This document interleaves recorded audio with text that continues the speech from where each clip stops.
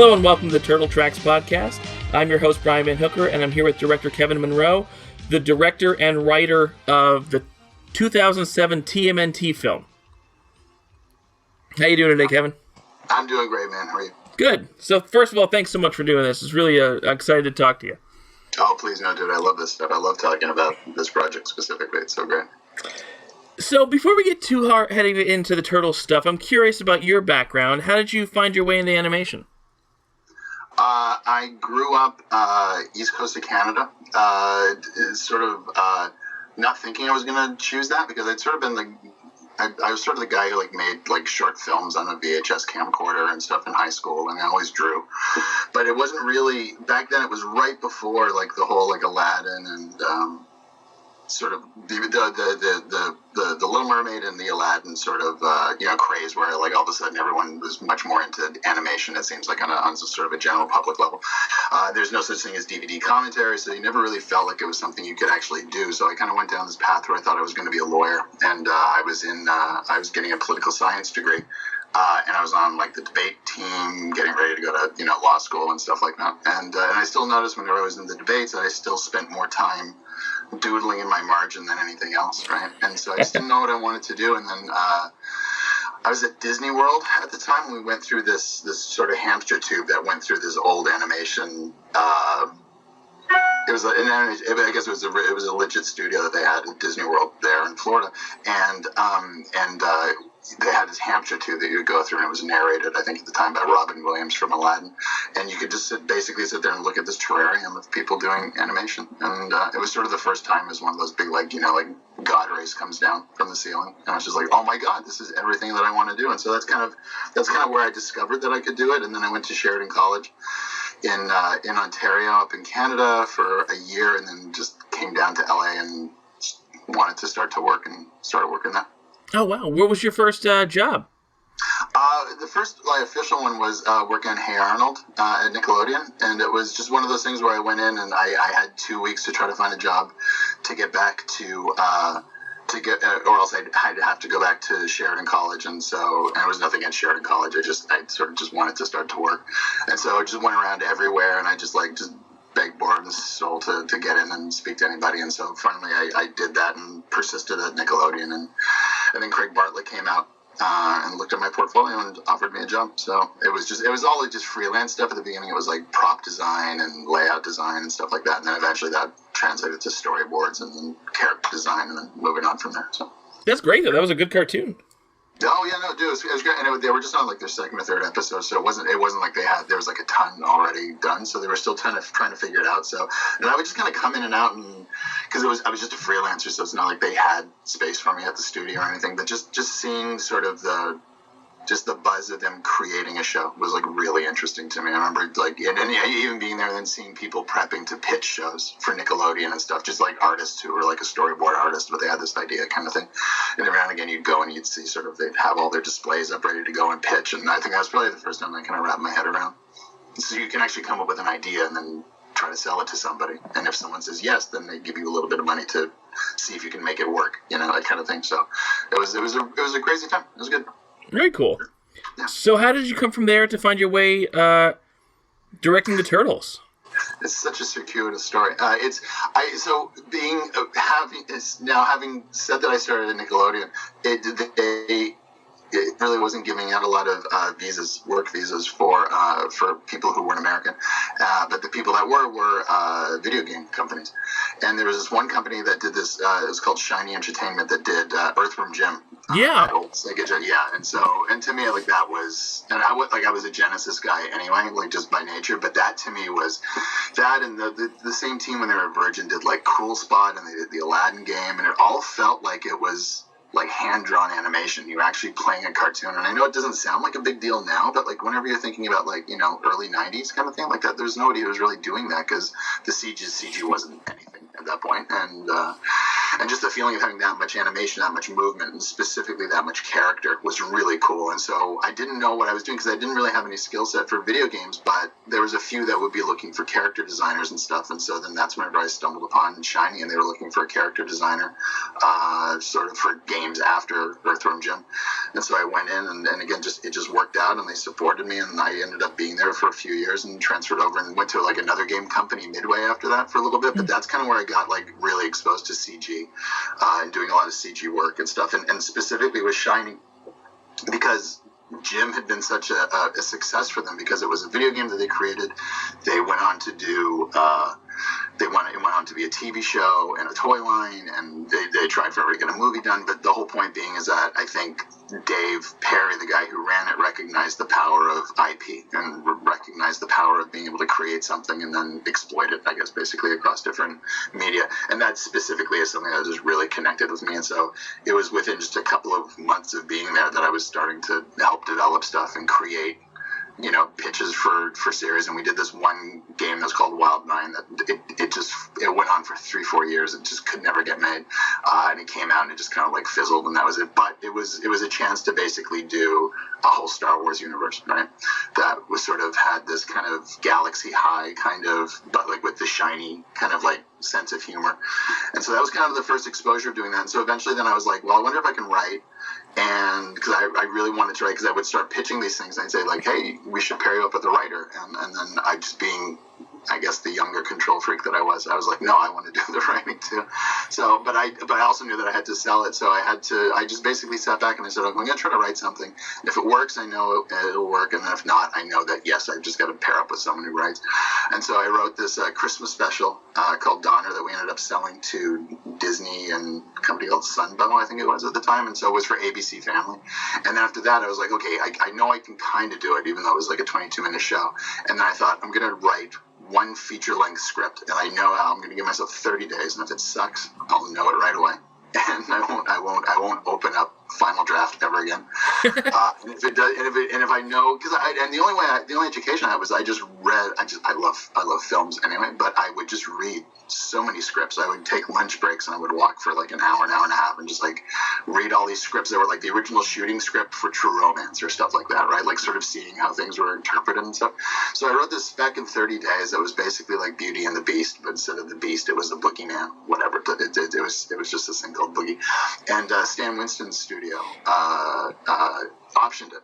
And it wasn't like a big sale. It wasn't like it ever got made or anything. It actually ended up getting killed because Monsters Inc. came out, and everybody was like immediately, well, we can't have multiple Boogeyman projects. So it wasn't for an excuse to say no in Hollywood, right?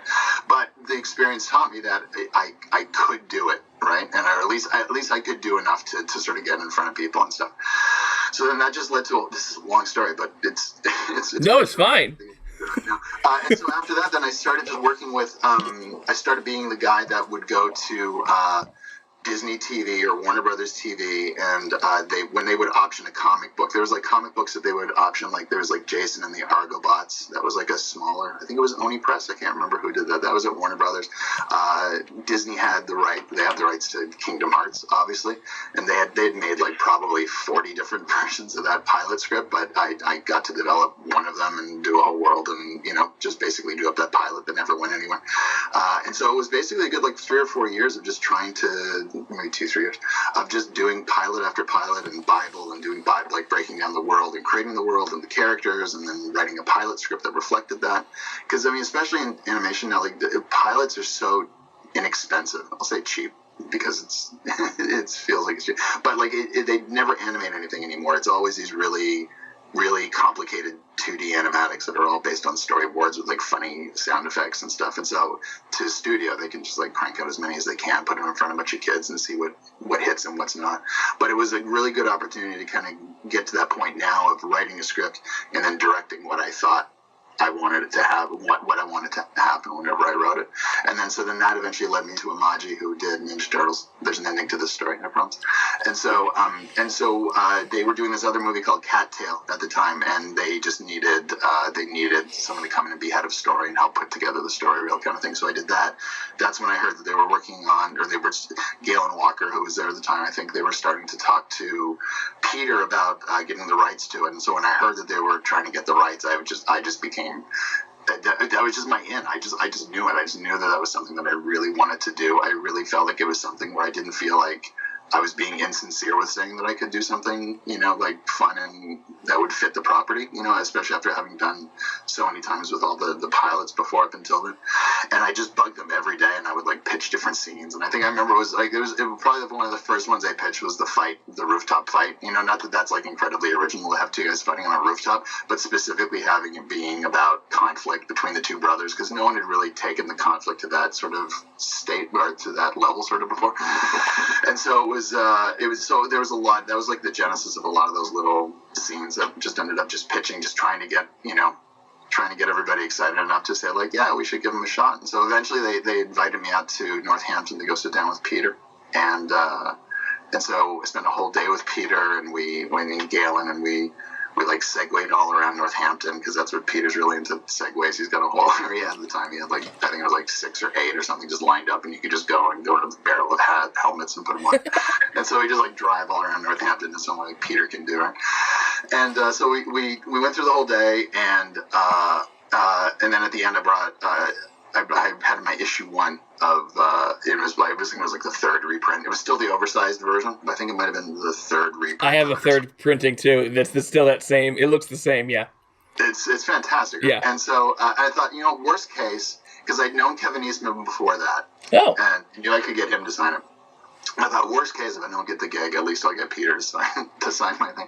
So I asked him kind of like how, and he said, okay, cool. And he signed it and then gave it back, and we said, okay, cool, we'll follow up. I guess we'll talk to you later, not really knowing what was happening. And then as I was driving back to the airport that night, I opened it up in the front seat while Galen was driving, and it said, "Dear Kevin, make a good movie or else." And he drew a picture of Raphael. And that's how I found out I got the job, was inside of that comic book signing, which was really cool. So that's awesome. That's so cool.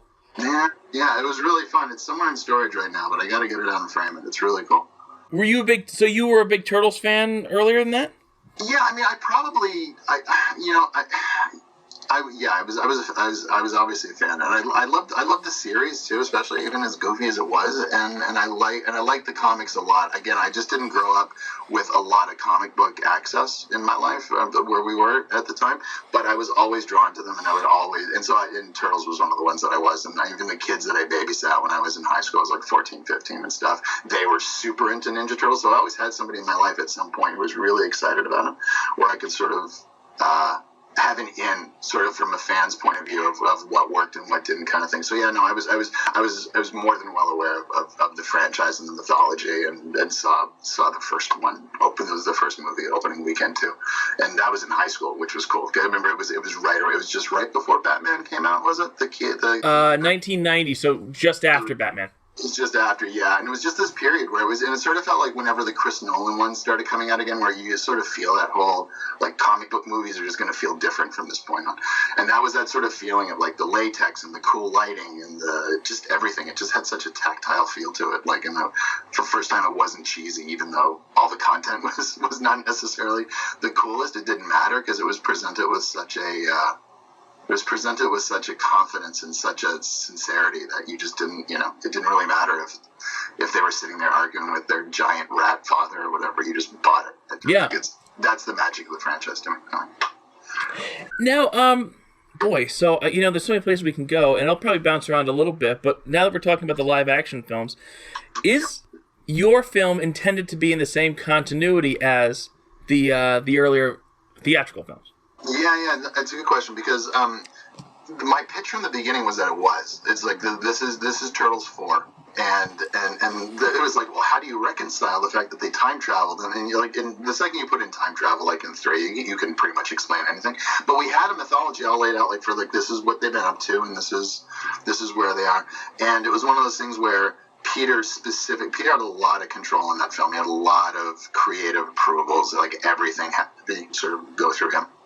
And at the time, he was very much into, because he had just finished the 4 Kids series, that he just didn't want to go back and tell like another origin story. So the whole thing is like, how do you? But the company wanted like a reboot. The company wanted the studio just like, and everybody was like, hey, this is the new version of the Turtles. Let's watch. And then he really wanted to continue the story as opposed to retreading it. Yeah. So the thing is, how do you make it feel like it's a reset reboot, but at the same time acknowledge what's going on there? So the end ended up being, it was much cleaner in the original cut of it, because we started the movie right away with where all the guys were. It wasn't all about like all the backstory mythology, because that was something that happened like at minute 45 or 50, like in the director's cut of that. Mm. So it was much more about like, hey, since you've last seen the guys, this is what they're up to. And it was sort of presented in a much different way that sort of, I think, bridged the gap a little bit better.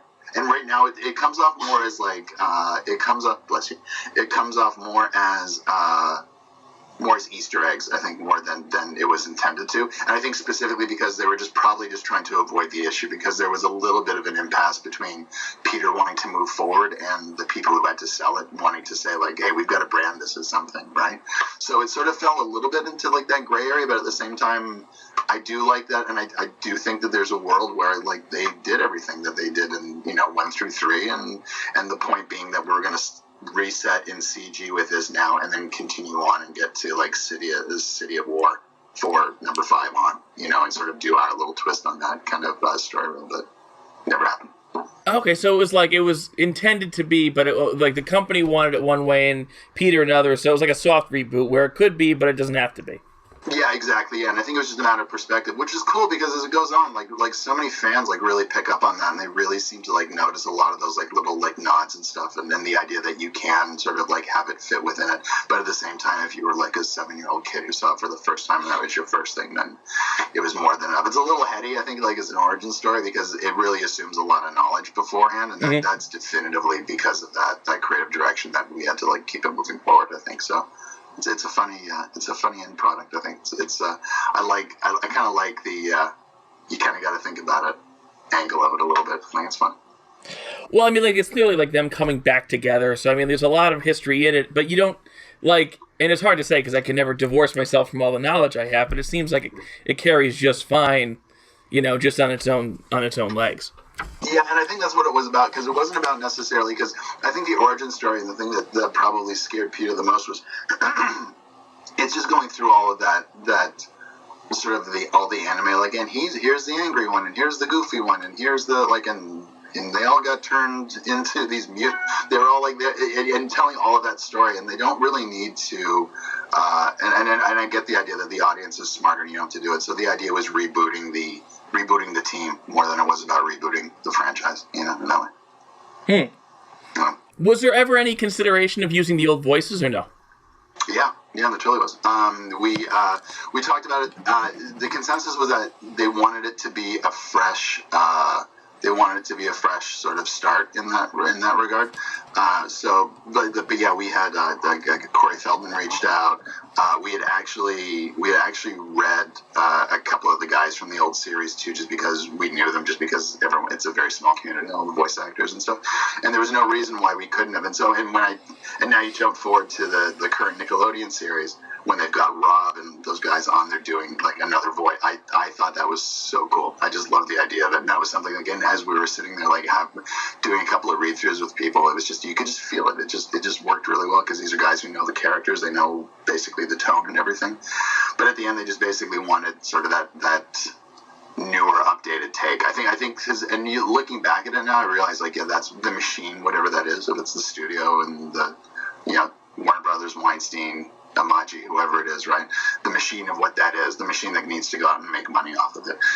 They wanted, I think, as many reboots as they could in there, or as many fresh starts, right? So then we're like, okay, cool, let's just do new voices then. And so we went in and did a casting call, and then we went down the road, of course, where everybody wanted to have, more recognizable, on-camera actors, to do all the voices as you're prone to do. And that was one of the bigger sort of battles that we did.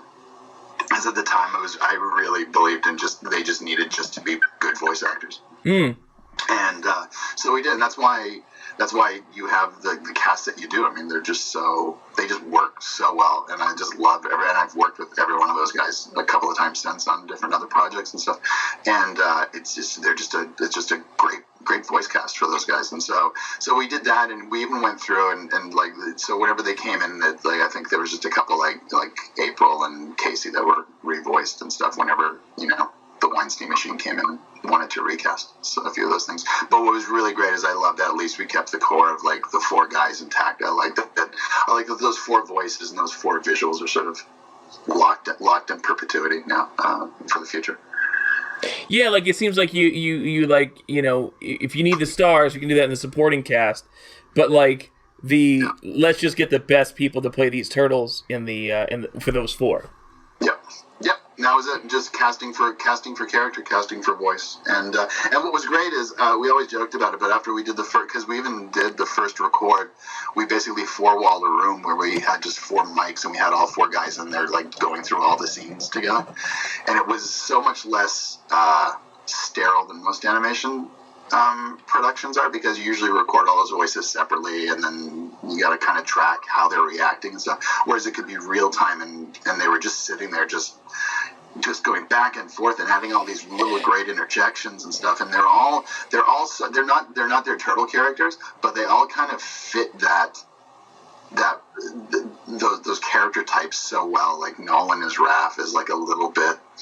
He's a little bit bigger, I guess, in terms of personality goes, and he really likes kind of playing the room and being kind of like just like the friendly messing with people, and incredibly sharp-witted. And James is like the solid guy who's like, the master ninja who's just done it all and just can dial his voice in any direction. And then Mitch Whitfield is Donatello. I think he has his own podcast now and his own business basically that's solely like tech oriented. He's like a very big computer guy. And then Mikey was Mikey. I mean, he was just this guy who was like, man, I'm just happy to be here. This is awesome. And he was the one who was always like, had a lot of energy. And so it was funny is that even after the recording, when they went and they got into all their cars in the parking lot, I think it was a Margarita Mix in LA where we did it.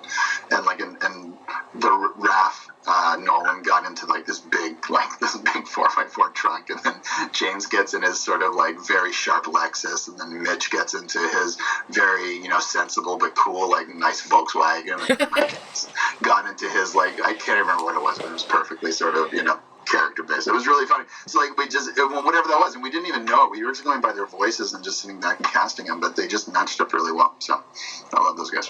Did they end up recording together? Yeah, we did. Oh, wow. We did. That was the very first recording that we did. We went through the whole movie in like 2 days, I think, with them. And it was driving the casting director crazy, because every time we'd stop in between takes, the guys just wouldn't stop. It was just like having four kids, like in your backseat, who just wouldn't stop messing around with each other and laughing, and and so they had to end up muting their mics coming into because we couldn't get any work done, because they were just, and you didn't want to stop it because it was just it's chemistry and it just works really well. But yeah, and so they did that, and then after Weinstein got more involved down the line, they went in and they wanted to re-record all the audio, of course, because everybody wants to do that. And they came back, and a lot of the performances just I didn't think they had that same sort of sharp kind of quality that the first one, where it really sounds like the characters are listening to each other with these little interjections and stuff. It was very sterile. It was very sterile and clean kind of sounding dialogue, which works, but there's nothing like having people just really interact with each other. So even at the end final mix, even though they'd gone through it, we went back in and we put a bunch of the original audio back in. I can say that now because Weinstein Company is completely done. So,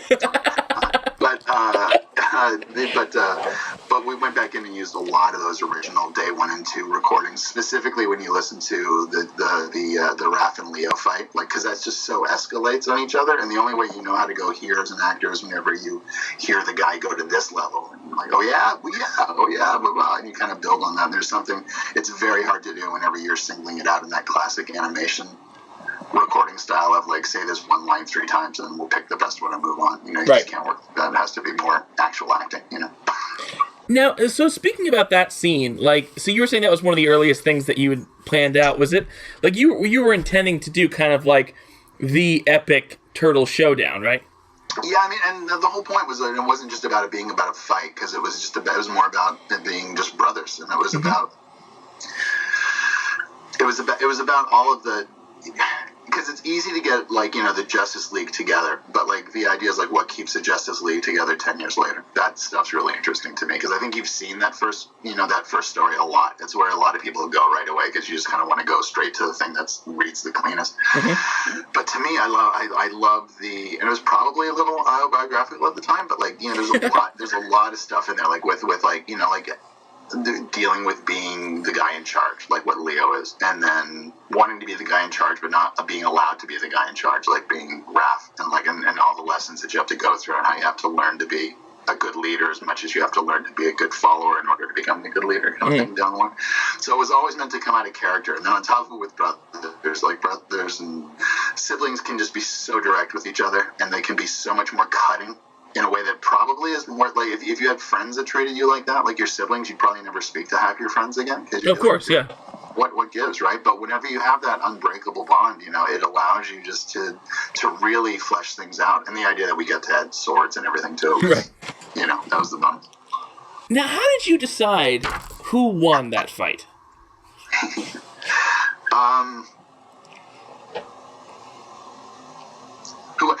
You know, it's funny, because with that thing, I know there's a couple of different answers. One, the story reason for the fight is that Raph had to feel guilty for something, right? Raph had to feel like he really messed up, and Raph had to be served a really big piece of humble pie. Leo needed to be in a position where he needed help, because he rarely needs help, and so, or at least up until that point.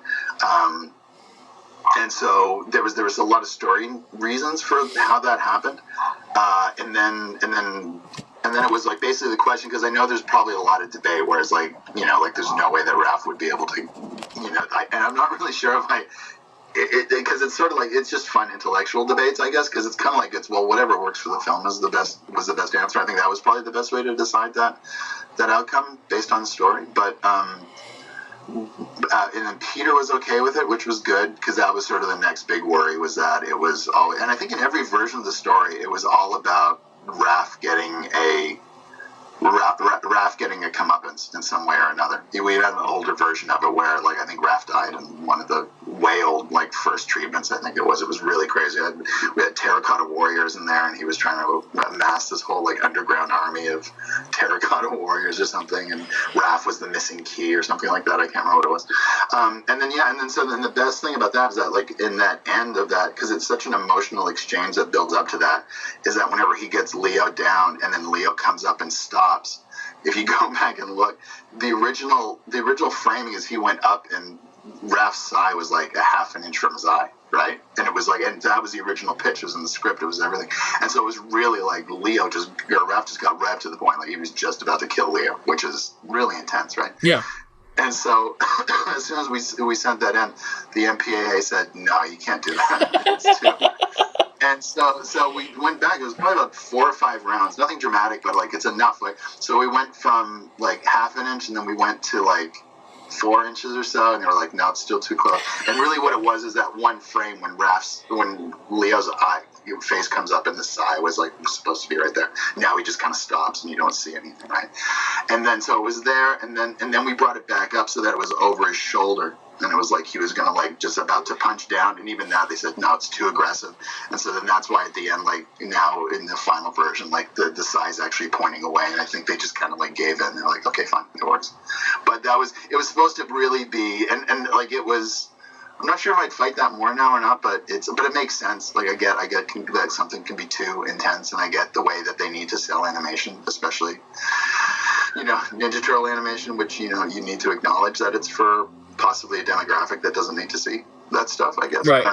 But at the same time, that was sort of the whole that was the vibe of the whole scene. That was really fun. In your opinion, is Leo holding back, whereas Raph isn't? I would, if we wanted to be intellectual about it, yeah, I would say, need this argument. No, it's great. I love it. I would say, looking back, I'm not sure if I would have answered it that way now, but I'd say he got Raph to a point where Raph was unhinged and he couldn't control himself. I remember Raph was being the most like id-like the Raph that he could be. Whereas I think Leo still, and the reason why Leo will always be that sort of leader character is because he has that ability. And I would have a feeling that you'd probably say that Master Splinter knew that.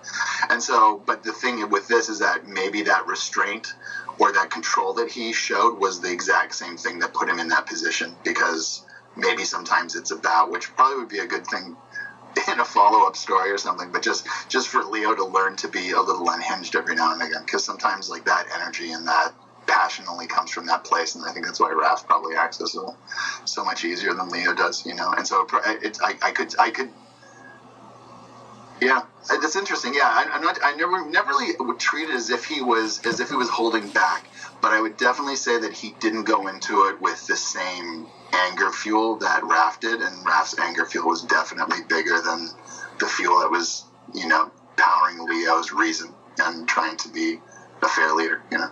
What I like, too, is you don't portray Leo as sort of this perfect Boy Scout. I mean, there's that one line where he says he's better than him, and it's like, Leo's, like, kind of this cocky, you know, pain at that point. I love that line, man, so much. I love the idea, because it's what everybody who feels like somebody who thinks they're better than them is thinking about them. Right? Yeah. And if there's ever somebody in that team that's going to feel like it's going to be Raph, he's going to be looking at somebody like, I bet you that guy thinks that he's better than me, right? And then just so for Leo to allow himself that one moment, right?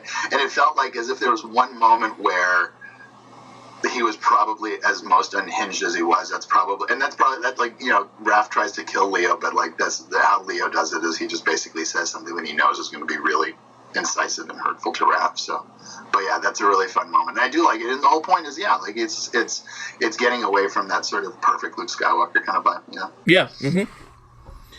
So talking about the animation design, so honestly, maybe my favorite thing about the movie is the turtles look fantastic. I love the way they look. So I'm curious where the design came from. Like, yeah, that was a lot of us internally. It wasn't a big crew, but we had some friends with who were over at Warner Brothers with Jeff Matsuda and Jose Lopez and Tom Perkins, and these guys doing these just really fun. I really love, like, you know, that sort of like the Jackie Chan adventures and the Batman stuff they'd been doing, like where it's just very angular, and it was, even though it was 2D, and it was still at a point, you know, because there weren't a lot of like really stylized CG human kind of like comic book level kind of properties at the time. Now you look back and there's like Big Hero 6 and there's Coco and there's all this other stuff. But yeah. Back then it wasn't as much, so it kind of felt like, well, if we're going to do something, let's do something that's kind of like stylized and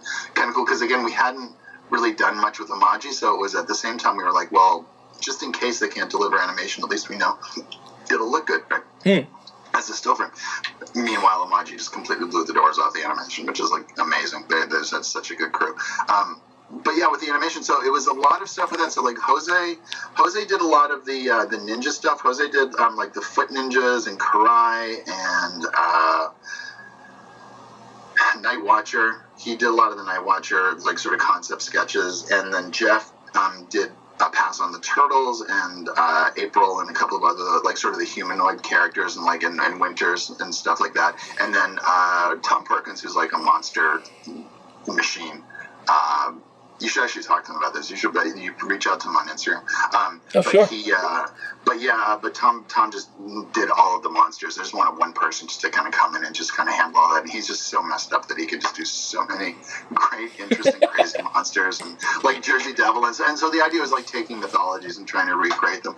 But then on top of that, the one who probably like takes and push them all together was Simon Merton, the production designer. Okay. And what's great about Simon is Simon isn't an animation guy, and he actually came into the meeting thinking he was meeting about a video game, and this is like how outside of the industry Simon's, because it's. And I was sitting there and I had the 4 maquettes that all clicked together, the big ones of the issue 1 TMNT, and they were next to me. We spent this hour chatting, and then at the end he was like, so what project is this for again? He totally got that, like, I wanted to do, like, that film noir and want to make it textural and everything else. And so then he was like, oh, Ninja, oh, cool. And so then he came in, and then he had such a... he had such a unique view of the world, in the sense that like once you get to see the world the way Simon sees it, you never see it the same way, because in Simon's world you notice rust drips coming off of like screws that are in the wall, and you start to see all the wet down, and you start to see all the specular highlights, and so it was sort of like my desire to make it like that, and those guys with all of those great like sort of shapes and designs, and then Simon kind of blending them all together with the lighting and the texture and the look of picture and that kind of thing. So it was definitely, and there's a dozen other people that majorly contributed to it as well, in between that as well. But just if you're looking at that, that's sort of the two big ones. It was definitely the character design and the production design from Simon was just, and it was so different because it was an outsider. He didn't, a lot of times like you work with people who've done a lot of animation stuff, and all the only references they want to show you are the ones from other animated movies, which to me is like ridiculous. And so the idea of like, oh, so you mean it's kind of like Kung Fu Panda meets whatever? You're like, no, just make it be whatever you want it to be about. Come up with something new and different. And so that was great because it wasn't even in Simon's vocabulary to say like, hey, we should make this look like Nemo. Yeah. So it was good, and at the same time that was sort of the thing that probably typified our crew the most, is that it was not made up of sort of all of those classic sort of feature animation crew members, even though a lot of them had experience in that. They were all people who didn't fit well into that system. So it was a lovely group of just ragtag guys who just wanted to do just something kind of fun and different. Yeah. Well, it's unique to film, but it's also unique to the Turtles. Like, I mean, it's still the four of them clearly, like, they all fit, but it's like, it looks different than any other Turtles I've seen. Like, maybe closest to the original Mirage, but even that, it's quite different than that. No, yeah, exactly. And then the big thing because I came from such a character design background, is that I love the idea of seeing the character in the design. So if you could see, if you can see that he's the aggressive one, if you can see that he's more the leader, if you can see that he's a little bit of the funny guy, how do you differentiate that? And so Raph's eyes become a bit closer in the center because he's more predatory. His neck becomes thicker. He gets like a little girthier sort of through his torso. Leo has more of that classic V shape. Donatello's more slight.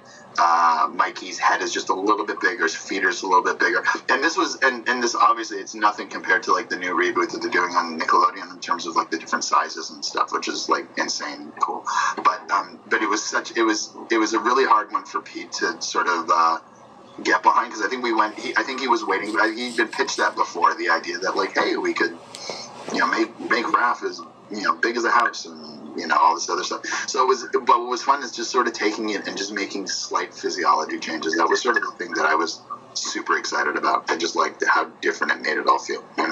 It's funny, I didn't realize until now, but I guess that film was one of the first ones to actually differentiate them. Yeah. No, it was a big deal. It was a big pitch to Peter. It was really hard to sort of get the sign off. And it was very much like, okay, but I'm gonna have to see it. And so as we'd go along and just like sliding, there was a lot of stuff of like just like slight pencil width difference of okay, well now that works. But like even like Mikey's eyes were a bit more to the side, a bit wider, like more like he was prey and Raph was predator. Just little things like that was really fun. Oh, cool. Yeah. You were mentioning those maquettes. Were those the Prime 1 ones, the ones that were from the first page of the comic? Yeah. I'm not a statue guy. I have a lot of toys, but that's literally the only set of statues I own because they're just awesome. I agree. I'm the same way. They're usually out in wherever I am, and I just put them on the coffee table as like actual like decoration. Like it's not just for the toy shelf or something. I just think they legitimately look so cool. Oh yeah, especially the set. It's amazing. So, I guess another story question was it from the start you were like, we just don't want to do Shredder again? Yeah, that was definitely a mandate, I think, from Mirage, just saying that we've just seen enough of the Shredder. And so then it was like, well, if it comes up, if we can somehow get traction with this movie and do another, can we at least plant a seed that we're going to go back into? And so that was the okay. And so that was probably the inclusion of Karai, because then the Karai angle was meant to then translate to like, hey, and you need to come over to Japan and help us out with something. And then that would then turn around and come back with City at War, I think, for the next one. Oh, so was that? Wait, so tell me, what were the sequel plans? Is that what it was? They were very loose. We never really did a lot. There was Tom Tanaka, who was my co-director, and he was really the one. Like we worked together at Shiny. He was one of the original game designers from Earthworm Jim, and so he was the co-director on this. And we went through, and he had a lot of great ideas for the sequel. And one of them we were talking about was basically Mikey was going to quit the Turtles, which was like, I don't know if it would have worked or not, but he was basically going to quit the Turtles, and he was going to put on a black bandana, which I always thought was like a really cool visual. And he was basically going to run away and join the circus, but in this case, he was going to join the Foot, and it was going to be through Karai, because we were going to somehow humanize it in a way that, she would have a legitimate gripe, she would have a legitimate problem. It would actually appeal to him, because at the end of the day, nobody takes Mikey seriously. And the idea being that we really wanted to, if we did a sequel, really to have something that was very Mikey and Don kind of strong as well, because they always end up being such great supporting players. And I know they've played with them a lot in the series now and giving them each sort of those things, but specifically on a theatrical level, going in and just saying, what if we just made something about the guy you want to just dismiss as comic relief, but he's got a legitimate gripe. He's with his brothers. So that was sort of the loose setup. We had a few other ideas, and they were going to go back to there was going to be, I think we're going to have end of the first act into the sort of maybe middle second. We're going to take place in Japan, then we're going to come back as all hell was breaking loose in New York. So. That's interesting. In the I don't know if you keep up with the comics, but in the current IDW comics, they actually have Mikey break away, and it adds for some interesting story dynamics, because he's probably the least likely one to break away. Exactly, yeah, and that was sort of the thinking way back when, so I'm glad someone's doing it. That's cool. Yeah, they did it in an interesting way. It's funny that it would have popped up so much earlier, because it seems like he's the one who would wouldn't, he's not taken seriously. Yeah. One thing I love about your movie, and I think this is done almost never anywhere else, but the fact that you gave the Turtles, at least a couple of them, jobs. That's it, I think they did it once or twice in the old cartoon, but it was for comedic effect. But they probably need a job. Yeah, I mean, you just think about it. It's the main, and where do you put all that energy too, right? And then how do you get jobs that are very specific to their personality and what they do? And again, one of the biggest things about that sort of about the reorder, I think that went through at the studio level of the story, is that at the beginning, it's actually, the shots are basically reversed. They just took it and they just played it backwards. But the idea being that we were supposed to see this opening in New York, and this guy being chased, and there's a guy on a motorcycle, and clearly we know it's a turtle, right? And probably because of marketing, you'd know it's Raph before that anyway, but let's say you hadn't seen any of marketing, and you'd be going through, and he's chasing him, and then, oh my God, it's a total Batman opening. Mm-hmm. And then he ends with, the guy's hanging upside down from the chain, the police come in, whoa, what happened? Then we go to the waterfront, and then you would see the bike spin up, and then he'd take his helmet off, and it was Raph. And so it was meant to be this big, oh my God, it's Raph. It's right. So cool. Whereas in the recut, right at the beginning, he goes, time to go to work. And then he puts his helmet on in reverse. And so the entire time he's chasing him, it's Raph. And it just sort of undercut it a little bit. But at the same time, the idea being that it's just fun to give them something to do, because that's sort of I know what they're doing for it's Bruce Wayne. It's I know what he's doing for the cool 20-minute action sequence, but what does he do with the rest of his time? It's just it just helps build the mythology. How did you decide on the they were natural fits, but the party mascot and the IT phone help? Yeah, the party mascot was in the first draft of the script, I think. That was always there, and it was just sort of how could they go out, and I know they've done it a few times, when it's Mardi Gras, when there's Halloween, that's the one time the turtles can go out kind of thing. Yeah. But how can you have more of that? And so just the juxtaposition to me about the one that kids probably want to associate with the most, and the one who's the most childlike is the one who just gets abused by all these kids at birthday parties and stuff. and then there was a whole other cut sequence where they were driving back, and Mikey was in the van, and he's sitting there complaining to Donnie on the video camera, and then he looks over and realizes somebody's watching him, and then so Donnie gets him to do the mannequin thing, and he's like, dude, I hate doing. So he just kind of did this thing where he just tenses up his face, and he's like, how's it going, man? And so he's pretending that his actual real face is a mask, and the guy's kind of doesn't really know what to think. He kind of waves hi to him as Donatello changes the light so they can get away or something like that. So it was just fun. I like the idea of it just anytime you can juxtapose them sort of in real life situations with real humans. It was really interesting to me. I like that. So I want to talk a little bit about the cast too. Honestly, and I think the movie covers characters really well, but this is maybe my favorite version of Splinter. No, yeah, I mean, without a doubt. I don't say that to be self-serving, but I find his design and Mako's performance and basically his role as a dad. Mm-hmm. I'm a big fan as well. I think they nailed it in the animation and just even the voice. And Mako is such a great guy to work with. I mean, he was just like a really sweet guy, and he got it. He got it right away. He knew exactly what we needed. When there's a scene where Mako goes, he's walking into the scene and he's just humming. Yes. Oh, good morning, my son. So we needed a song, and a lot of times you show up like an actor's like, well, what song do you want me to sing? And so we're like, I don't know, with like just something Japanese. And so that was something that Mako, his mom or one of his parents used to sing to him whenever he was a kid.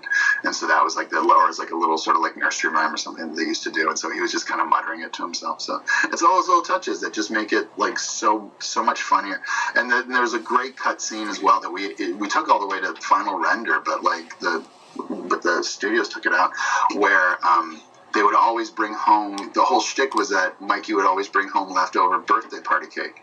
And so when they'd open up the fridge, the entire thing was just packed with these like foil wrapped pieces of cake, and Splinter was a total cake hound, right? So he, as much as so in the background you'd see Splinter always trying to have the piece of cake, and the guys would be like, what that does to your cholesterol. And so it was a really fun, sweet back and Who Does It? It's always like it's the younger kids, sort of like younger, I guess, in terms of maturity or whatever their places are.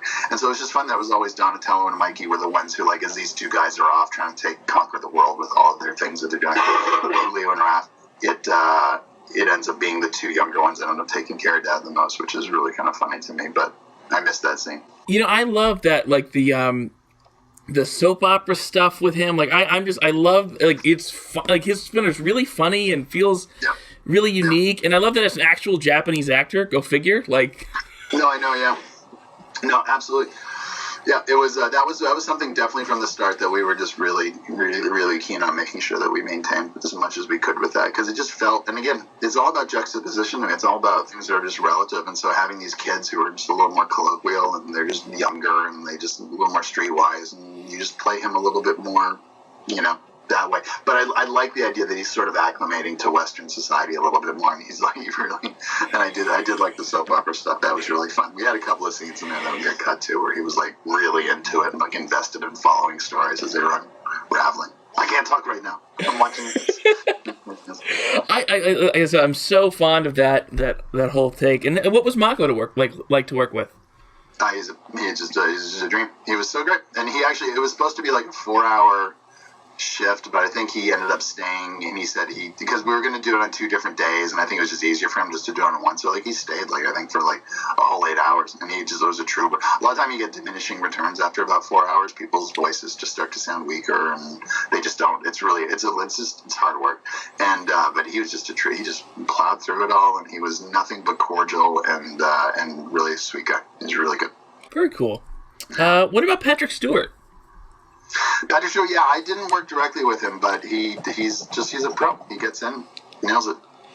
Did you work with Chris Evans at all?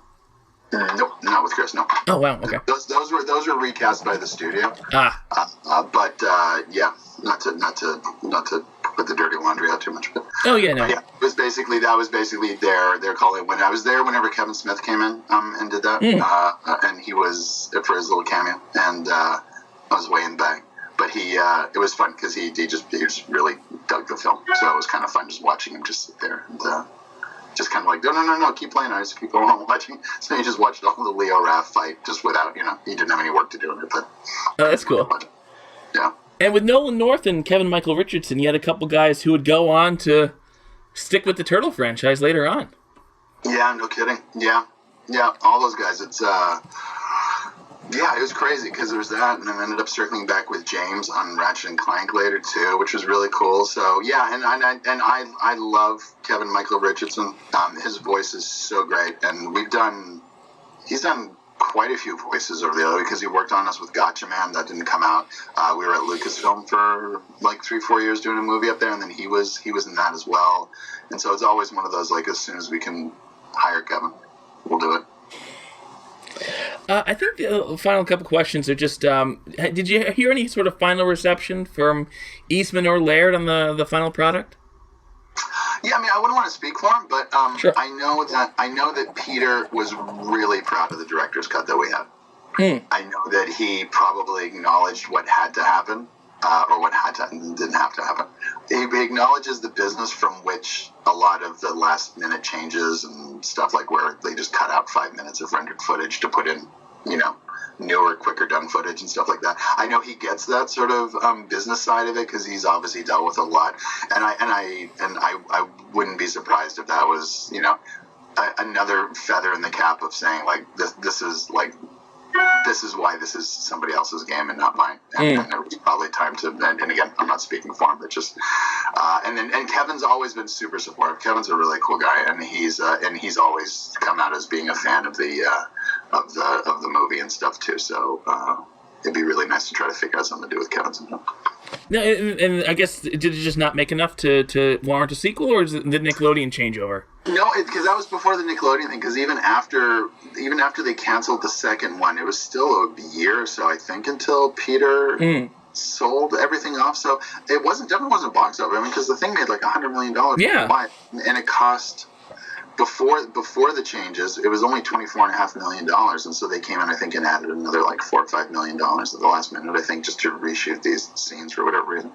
And but yeah, and so I think it was a perfect storm. I think it was, whenever you have so many partners coming together on something, it's really hard to know who the quarterback is, because if you're the creative, you're just looked at being the quarterback because you want to have something cool and creative. If you're the studio, it looks like, oh, you're just gonna, and nobody really sort of takes responsibility for that kind of stuff. Nobody sort of takes the lead on that a lot of times when those things come out. So sometimes you can have almost too many cooks in the kitchen in that way. And so at the same time, Amaji was going through a big change as well, and they really wanted to do something. They want to have an even better experience on their next movies after Turtles, and so Amaji went through a big overhaul, and they really crewed up, like, on the executive level and the creative management level, whatever that is. And so I think they wanted also to not move on, but I have a feeling there's probably a desire to be like, well, if we can do this, but we can do it, more of ourselves, and have more control, then that's what this is. And Ninja Turtles 2 just feels like it's going to go through the same rigmarole that the first one went through. And so on a studio level, and I would say it was probably 12% of each one of those things, maybe, that all somehow came together with, well, there you go. We can't, but there's no reason why it shouldn't have just even gone direct to DVD or something, or just because all the assets were there. I mean, like, we just worked out so much on that first movie, and you could really just grab all the assets now and probably just do another movie of it, or just even just go straight to series. Not that there's a reason to, but that's how helpful it is once you get a whole CG world up and running. And DreamWorks does it great because they sit back and they do these CG features, and then they just basically port all the assets over, and they just figure out how to continue it on, like Boss Baby series and everything that's out now. So it's a good model. I just wish they would have done it. It would have been really fun. And it set up a really strong universe. Like, it seemed like it had a lot of legs to it. Yeah, I know. And it was just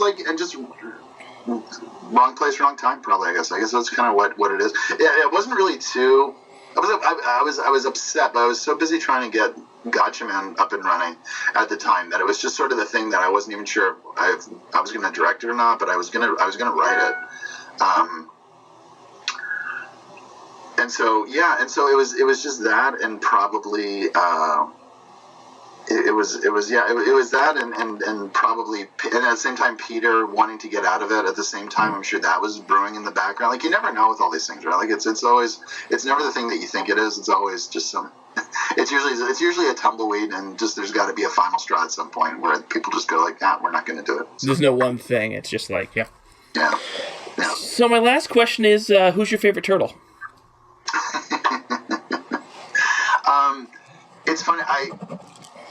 I have this theory that, like, your kids sometimes are all like sort of different voices that you have in your head jumbled around. And so I feel specifically with the Ninja Turtles that feels like I've kind of got like a bit of each one of them in my personality. And so it kind of depends. It kind of depends where I'm at. And it's such a lame answer. Because each one sort of has its merit. And I think right now it's almost seasonal. And so right now I think I'm feeling much more sort of third act Leonardo. You know, like just like, and at the time I probably had a little bit more Raphael in me, I think, at the time. Right. And so you kind of go back and forth, and there's a period in your life where you're like, just listen, it's just, tonight is just a Michelangelo night. I'm not, we're not going to go out too much. But I'd say, you know what, I think ultimately to me, I think, I would say Leo would be, just because I like being able to have him say he's not just one character type. I like the idea of complexity. I like the idea you think he's going to be the Lone Ranger, but we can add those kind of imperfections to him. And to me, those imperfections of that character are ultimately outweigh Raph showing sensitivity or Raph growing, because that's great and that's solid. But there's something to me about a character. If I got to pick at the end of the day, it'd probably be Leonardo. Because he's supposed to be flawless, and when he's not, it's more interesting. Oh, that's beautiful. Yeah, that's what makes it perfect to me. I love that. Well, is there anything? So, what are you working on now? Right now, I'm doing a couple of things. We're finishing up this movie in Montreal called Troll. It's not the DreamWorks one. It's basically based off of Norwegian troll mythology, which is like really strongly grounded in Norse mythology and everything. And so it's this really cute little father-son story that we're doing. It's a CG film. We're lighting on that now. It's going to be wrapped this summer. And then I am also working with this toy company called WowWee in Montreal, coincidentally. And they had this big toy out last year called the Fingerlings, and it was like these little, they were on the Ellen show, it was like this little piece of plastic that's on your finger, and it basically responds to it. It was like a Tamagotchi, but like an actual 3D little sort of like mini. It's a monkey. My daughter has two of them. Oh, okay, there you go. So they came out, and this was like a huge hit for them, and then they realized that then they wanted basically a My Little Pony kind of universe created around it. So they actually reached out, and I just created this kind of world for them, and then now they want to do animated programming for YouTube. So we're working on that now, and that's going to come out starting in May, and we're also going to have like another component with it as well, which is going to kind of be like almost like a variety show with little fingerling puppets. So that's going to be really fun. You're going to see that, I think, every Friday. And a few other upload days, I think, as well. So that's been something just completely different from all the film stuff just to do, because it's just relying on cute, fun character stuff. And I think after I finished the Pony movie, I still kind of felt like I wanted to do something in that space of it's cute, but it doesn't have to be this funny yet it is. And it's funny, but it doesn't have to be this sweet yet it is. And I just kind of like that kind of, that sort of middle ground between all that stuff. It's really interesting, as opposed to something being like, it's 100% pink and pretty, or it's 100% like aggro voice action stuff, Yeah, I noticed that. Like, my daughter watches My Little Pony, and I'm like, I'm legitimately laughing at some of this. Like, it's it's really funny stuff. It's a thing. No, it's a really well done show. The writers are super smart on it, and then in the animation, they just come up with some really good gags and really just fun little action beats and stuff. And there's references for a dog. Like, I totally get it. Like, and I'd never known anything about the franchise really in terms of story or anything until we started doing storyboards on the movie. And then as soon as I was like, this is so different than what I thought it was going to be, and it just had so much more to say. So I love I don't know the genre, I guess the type of story it is, I guess. But yeah, that kind of world, it's just really interesting. So you got to exercise a few demons on it. It's good. Well, I think that basically covers it. Kevin, I want to say thank you so much. I also want to thank the guys over at Turtle Flakes, who I do this podcast in conjunction with. And, thank you so much. Take care.